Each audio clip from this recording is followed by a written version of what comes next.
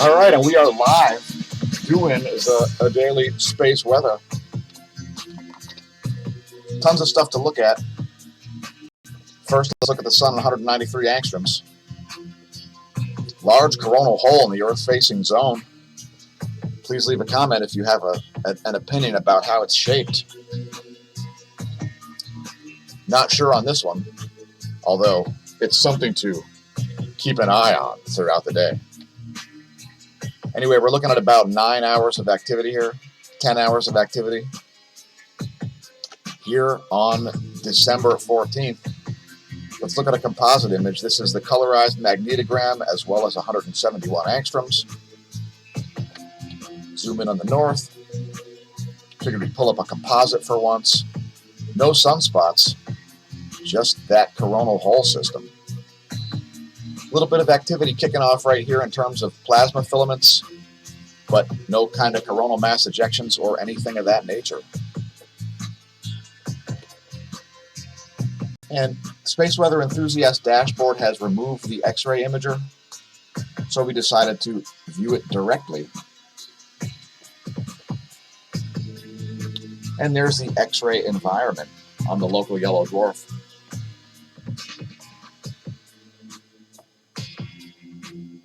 Not a lot going on, no X-ray flares.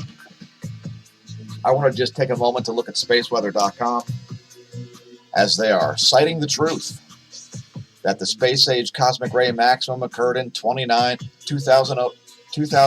and 2010. And we are not quite at as high a level now as we were then. So shout out to spaceweather.com. Nice job. As most cosmic ray monitors around the world agree with the OLU space age maximum being at 2009 and 2010. Anyway, 10.7 centimeter radial flux back down to 69, as it had been over 70 for a while. And we just brought up this image of the LASCO C3 here. And this is 4 days, 12/10 through 12/14, to show you that coronal mass ejection that occurred on December 10th, as well as the one happening there on the 12th. So neither were Earth-facing. And let that play through one more time before we move on to lots more stuff. And there's that second coronal mass ejection. I would note the shapes of them, how the first one is very bubble-shaped, and the second one is almost concave. They're like opposite shaped, if you notice. And they are on opposite sides of the equator also. Just citing that little fact there. And those are mostly protons. We're going to skip cosmic rays today, although we did leave links to the network of cosmic ray stations below the video, depending on where you're watching it. Here's the view on helioviewer.org, 171 angstroms plus the magnetogram. We'll fade that out so you can see where the fields are. And again, not a lot of activity going on. Stay tuned to the end of the video. We will do a bonus feature in the form of the 94 angstroms view. GOES electron flux, still very low, especially at the GOES 16 measurement. And over the past several days, very low levels of electron flux in general. Also at the GOES 14. As well as relativistic electrons, quite low levels for those as well. GPSs should be working just fine, even at noon. And we see a little bit of a possibly what you'd call a CCD bakeout here, as the GOES magnetometer looks like it went offline there for a little while, as there was a small spike in the GOES 16.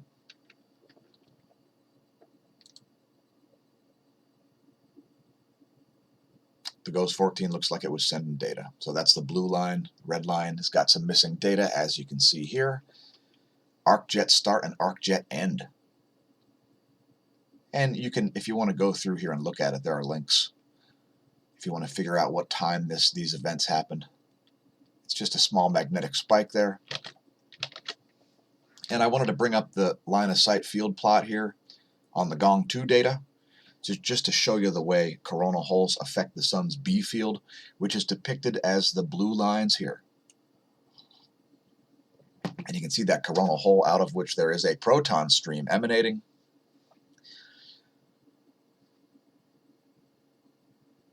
You can see that it is North Pole polarity associated. As the plasma aligns to the magnetic fields.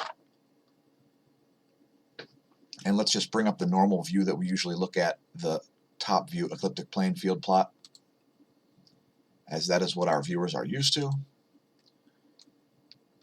And we'll see if we can make a forecast on how long until the next current boundary crossing, or polarity crossing, I should say. And I would say at least another 24 hours, unless something suddenly changes. And when it comes to magnetohydrodynamics, things can suddenly change. Let's just say things can suddenly change, folks. Sunspots can suddenly appear, suddenly disappear, etc. And we are looking at a blue screen.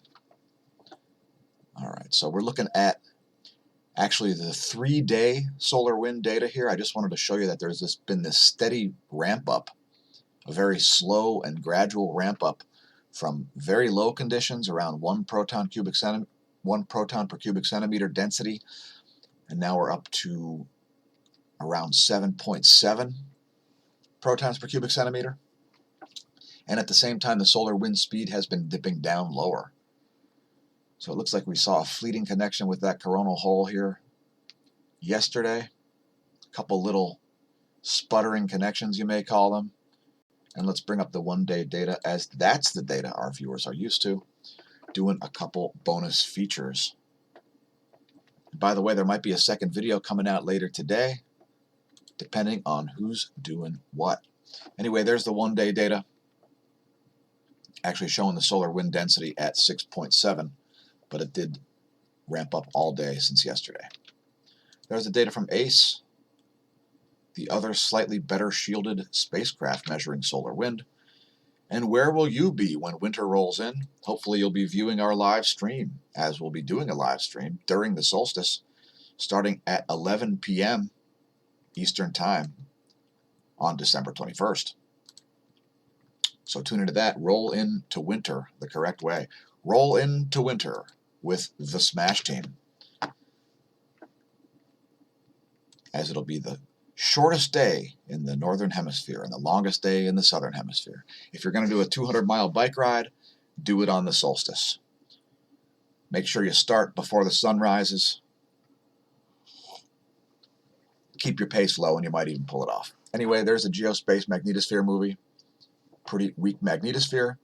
I would note one thing here on the equatorial plane view. We see some plasma getting very close to the ionosphere there.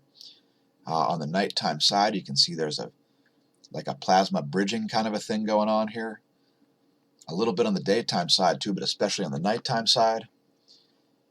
And let's just say it's not a coincidence that we're seeing charge-up anomalies in the ionosphere over the Pacific, over the equatorial Pacific at nighttime. Next, we'll look at the ground magnetic perturbations here. Delta B, changes in the Earth's B field. This would be similar to the Sun's B field if everything were a fractal. And largely most things are. In any case, there's the data there, 4 hours of data courtesy University of Michigan, as we watch a massive pole excursion happen before our very eyes. Here's the ionosphere, and it's looking actually quite discharged even on the sun side. And it's not as low as we've seen it, but it's quite a discharged ionosphere.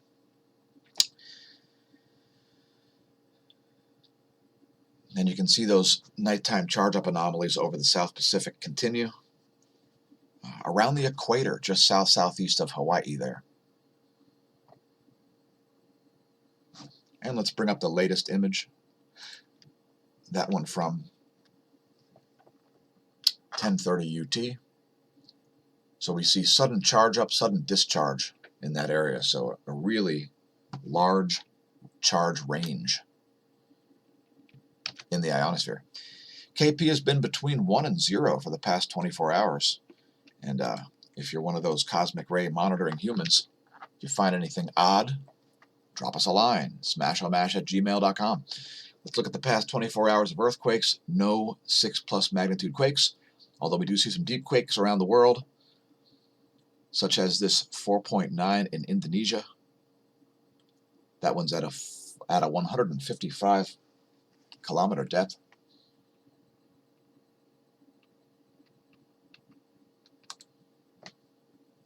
And there's one in Argentina, 4.7 magnitude, 168 kilometers depth.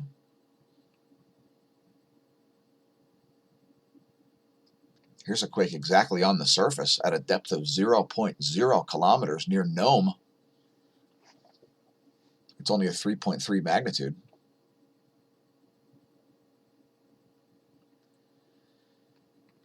And there's another 0 depth quake at Arctic Village. I believe there is drilling happening there. 4.2 at Indonesia. That's another deep quake there. Perhaps watch out Oceania for a larger quake at the surface. New Zealand got a 5+ magnitude. Let's check out the location of that one. Right in the middle of the North Island.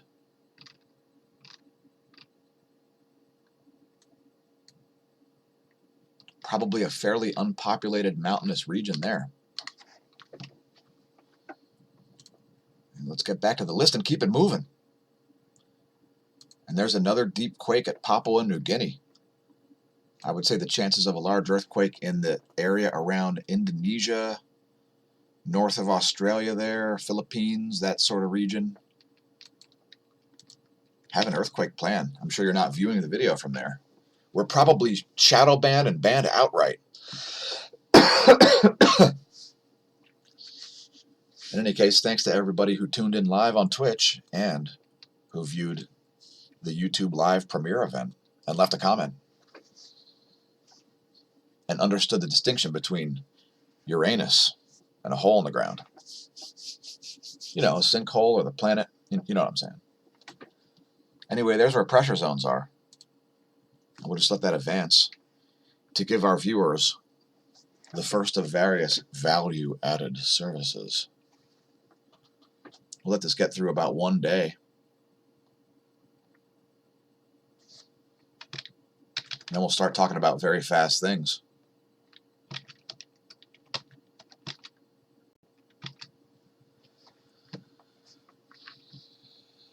One of the fast things is geonet.nz. And those are the folks that are monitoring the White Volcano, by the way. So check out geonet.nz if you want to monitor the White Volcano yourself. There's the ground velocity, the seismicity going on. And it has dropped down. There's still, this was updated about 10 hours ago from when we did show prep. Apparently that's not going to work, so let's just refresh. Anyway, they're still giving a 35 to 50% chance that another eruption could occur, impacting the outside of the marked vent area, which is, I don't know if I want to click on it. All right, I want to click on it.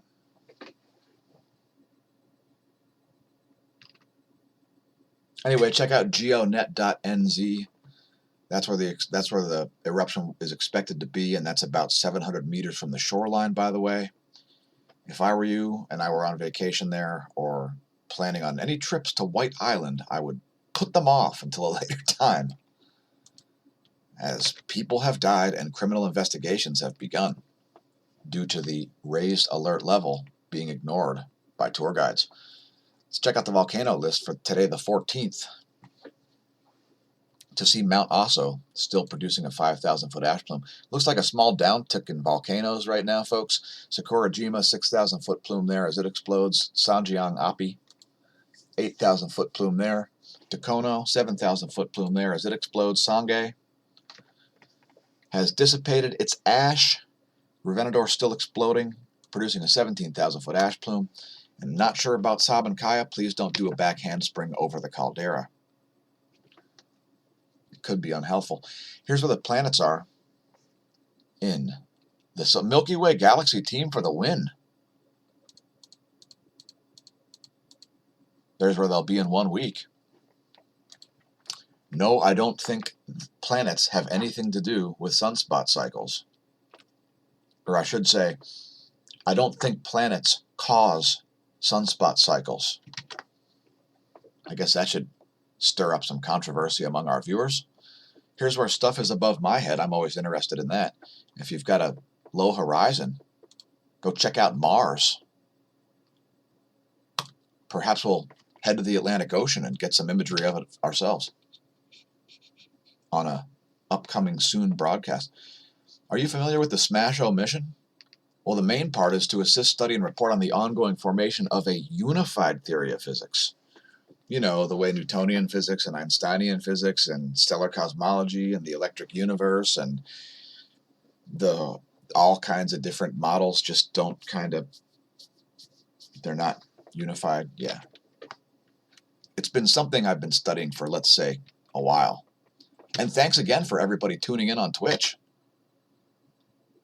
Can I mute it? I don't even have to mute it. Check it out. And do we have any chats? And we'll click on chat. And then Forest Garden says uptime.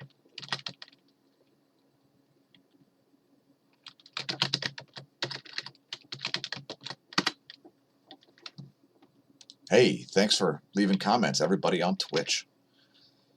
Let's talk about other places you can find the videos. How about BitChute? As our YouTube channel could suddenly be deleted without any explanation or warning. We don't know why. Also, check us out on Instagram, perhaps. We're about to make our 2,300th post. What will it be? I don't know. I really have no idea for real.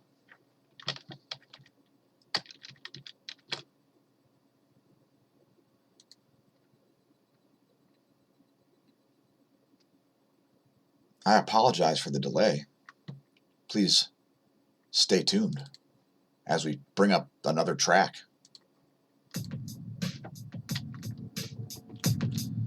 Here's one of my least favorite ideas in the whole world, carbon capture technology. It's a really stupid idea, since carbon dioxide is not a pollutant and does not cause the Earth's climate to change.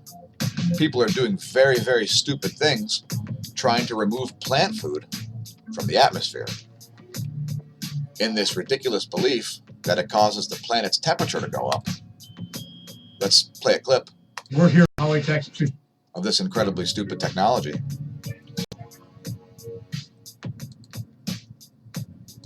In preparation This of makes me very unhappy about taxpayer dollars being spent, because universities are largely funded by said taxpayer dollars, and look at the stupid things that they're doing. They're blowing air through these filters, and then they're moistening them, and they're trying to scrub the carbon out of the air at massive expense. One of the dumbest ideas in the history of mankind. Please leave a comment if you've got an opinion. Check out lightningmaps.org if you hear thunder. Jacksonville. There's thunder rolling in Jacksonville. St. Augustine. There's thunder rolling in. Anyway, check out lightningmaps.org next time you hear thunder.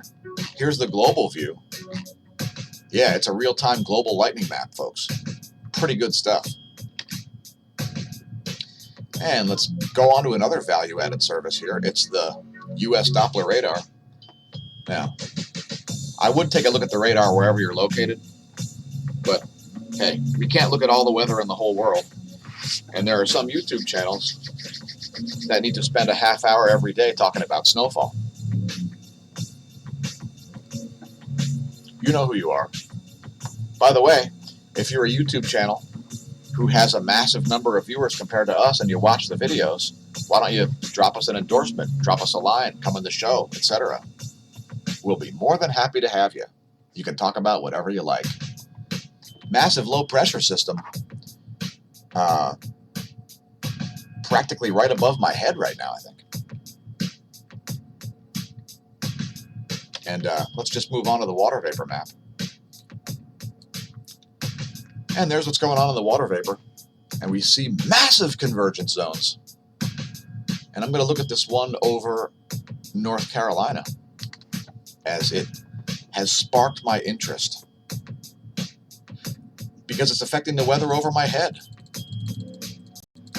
And yes, folks, if you're wondering, I often know more about what's going on in the weather in space than I do outside my very door. Sometimes I step outside and I go, how is it raining?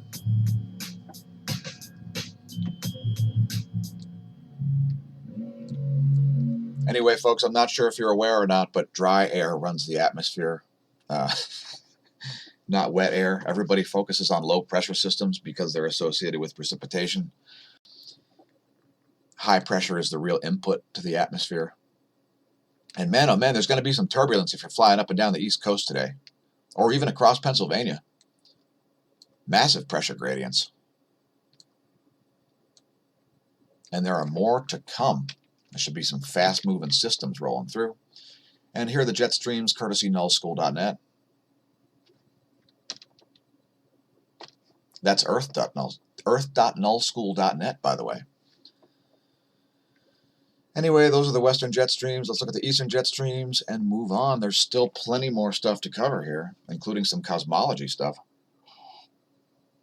Insight into pulsars, and look at the meridional jet stream flow there over the northern Middle East. We do see a doubled up jet stream here also, in between Africa and South America. And let's move on to talk about the funding of the channel, which is via Patreon. So thanks, patrons, for being associate producers. If you're not yet a patron, please consider becoming one, as our channel requires a lot of additional funding to not only continue what it does, but to expand our horizons.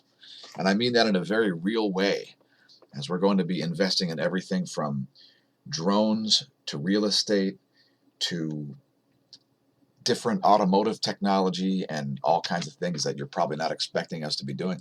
By the way, if you're not a fan of Patreon, you can donate also via PayPal, and look for those donations to be tax deductible coming up soon once we get our nonprofit organization paperwork filed. We already have the smAsho.org. If you haven't seen that, check it out. And don't forget to press like and subscribe on YouTube if you enjoy the content. Share with your local astronomy club, astronomy nerd, or whoever else. And we're not talking about the whiteboard, but check it out. It's a rotating Venus. And thanks, Smash Team, for tuning in. Expect to see lots more stuff happening soon. Like right now, we're going to talk about fast things. You know, the F-22 is fast. It's so fast and good at its job that it's even able to deploy missiles while at supersonic speeds. This is achieved by having aerodynamically sound rocket bays, as all of the weapons are held internally. And I believe it's the only plane to have ever launched rockets at supersonic speeds. Don't quote me on it. Let's talk about slow things. The government. Check this one out.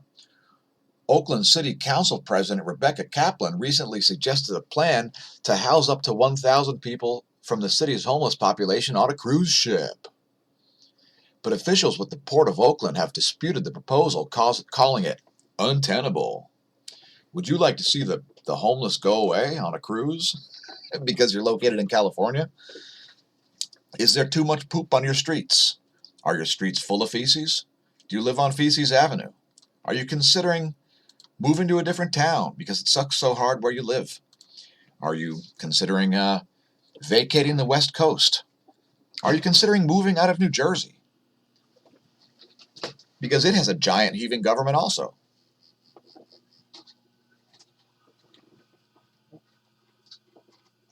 In any case, it's highly recommended. And by the way, don't do what I did and bump your computer while you're doing a live stream. It's no fun. Anyway, I don't think it's going to happen, but they're trying to put 1,000 homeless people on a cruise ship. And sadly, without support from the Port of Oakland, it's very unlikely that the plan will go forward,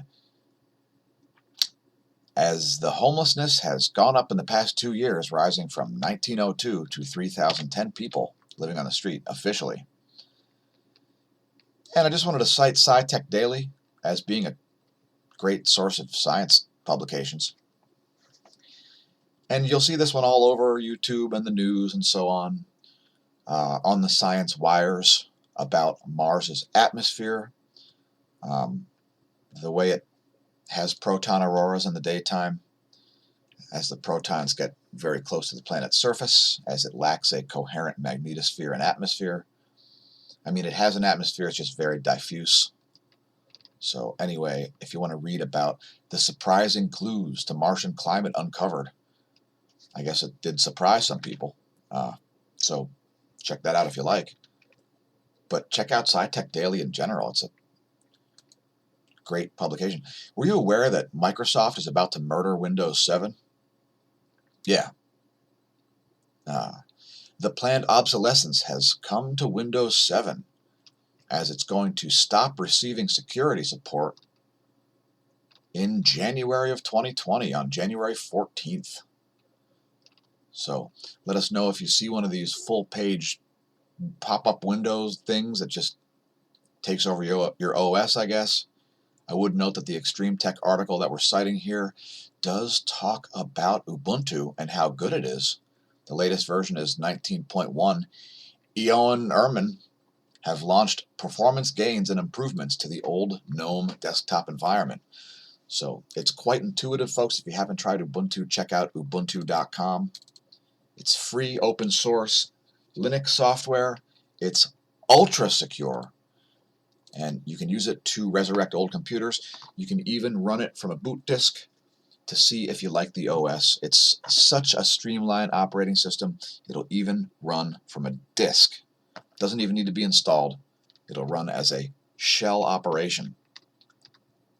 So anyway, I guess Windows 10 is the way to go, as the author of this article uses it for gaming. So if you're concerned about that, now the newest version of Ubuntu apparently is working better for gaming, so that's a good thing. Now, yesterday we talked about the way magnetic fields seem to govern the motions of galaxies. Again, zero surprises there, but hey, every time they map it out, it's news. So here you've got, I don't know which galaxy it is, I can't remember. It's M77, otherwise known as NGC 1068. I believe it's a Seyfert or a Seyfert 2 galaxy. It's a very radially viewed disk galaxy. So there's a great view of the galactic core and so on, making it easier to map the magnetic fields. And let's talk about another galaxy recently hitting the news, NGC 5395. This one's located at 160 million light years. And if you want to read all about that one, it's got a, what would you call it? It's got a collaborating galaxy, NGC 5394, and this is NGC 5395. By the way, if you want to see the really good images of it, check it out on Simbad. And it is indeed a Seyfert 2 as well. And there you can see that companion. By the way, if you want to mess around with Simbad, it's a good time. We've left links to all that below the videos, depending on where you're viewing it. We don't put the links live on Twitch, but for instance, if you want to look that up, just head to Aladin Light, which is all linked, and type in NGC 5394. And we're looking at the Pan-STARRS DR1 color image, but there's lots of different choices for you there. For instance, I would recommend looking at it through Chandra to get a completely different view. And hey, what's going on here? There we go. Here's the Chandra X-ray view. And not a lot to see there.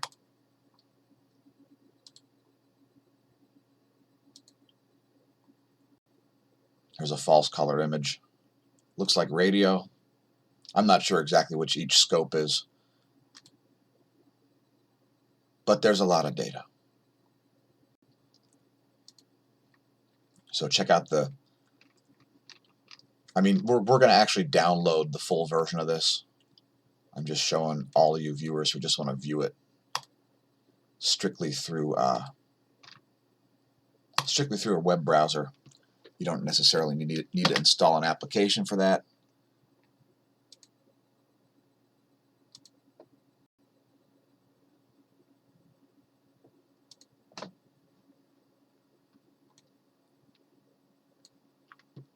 And there's 5394 and 5395.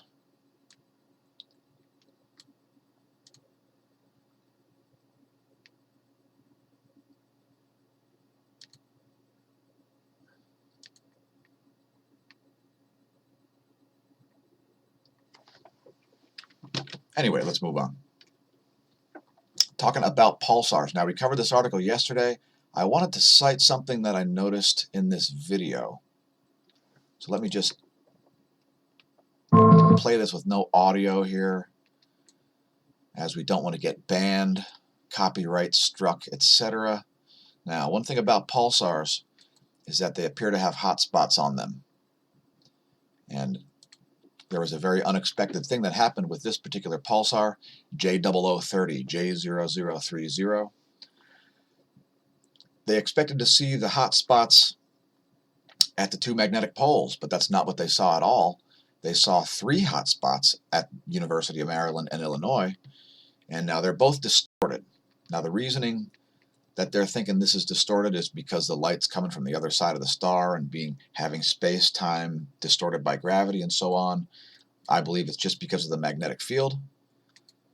University of Amsterdam got a completely different result, where they got like a single crescent-shaped hotspot. This is how we expected a pulsar to look. Wait a minute. We expected to see 2 hotspots at the magnetic fields. Makes sense, right? At the poles. Well, it's not what we saw at all. We saw all the hotspots oriented near the southern geographic pole of this rotating object. Let's just call it a massive radio source. And I believe the distortions of the light are caused by the magnetic field, not by gravity. And let's just leave it at that. Links to that article also below the video. Feel free to read about it. And by the way, if you want to look up things like Sagittarius A star, do that. Check it out. You can even view the burst alert telescope flux. If you want to look up Deneb, for instance, Deneb is always an interesting thing to have a look at. Massive X-ray source, X-ray binary system. Here's an image of it in blue.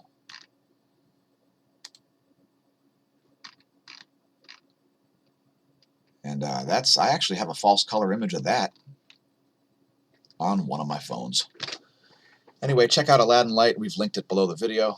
If you want to watch the transients from Pulsar J0030, they are there at the Swift Bat telescope. Check that out. You can monitor the X-ray transients yourself. And let's talk about the way masses are measured, because this is a huge problem in cosmology, as we use multiple different methods to measure the mass of a star. So part of the process to measure a star's mass, a stellar mass, is in the event of a binary, we're going to look at the way those orbits are perturbed by each other as they rotate around a common center of mass. The other ways that we measure, that people allege to understand the mass of distant objects, is their spectral class, which is used to calculate their mass as well as their diameter. Now, sadly, this doesn't really tell us anything about their life cycle or anything like that. It only tells us what's happening on the surface of these radio sources. And Here's the Hertzsprung-Russell diagram, which shows where stars fall, although a lot of stars don't fit into the sequence. And this is an issue, as white dwarfs are considered to be old stars that are very hot and bright because they've exhausted their alleged fusion hydrogen core and now they're fusing helium or some nonsense like that. This stuff is all made up. It's basically thinking from the 1850s, and we are looking forward to the implications of the discoveries made by the Parker Solar Probe to change this diagram and the entire understanding of stellar lifetimes. In any case, understand the Hertzsprung-Russell diagram in that a lot of stars, such as Deneb, don't fall on the sequence. Now, Deneb is a star that's so huge, if it was in our solar system, it would be about the size of Mars's orbit. Its solar wind would be about 10 times the speed and density of the sun's. It's very hot, very large, very bright, believed to be the largest, the brightest intrinsic object, at least visible from our perspective, in the entire Milky Way galaxy. Look for the shirts coming soon. We're expecting to see a price point of $25 plus shipping for the 3C405 shirt, Cygnus A, the massive radio galaxy, as well as the URL for smAsho.org. So look for that coming soon. And thanks again for tuning in, everybody. Don't forget to stay tuned for a bonus feature. It's 48 hours of the local yellow dwarf at 94 angstroms. We meant to show you yesterday, but we failed. Anyway, the website didn't load, but today it did. You do see a little bit of activity ahead of that coronal hole, probably plasma that splattered back onto the chromosphere. You can see that little puff happening there, right where my pointer is. Next time that plays through, I'll show you right there. Probably a little bit of a plasma collapse happened there, perhaps a bubble. It's very hard to see these things due to perspective. Anyway, thanks again for tuning in, everybody. Remember, stare at the sun. Don't drink, and if you drink, don't drive. And since it'll never be now again, may that solar wind be at your back, and that atherosclerosis absent from your veins.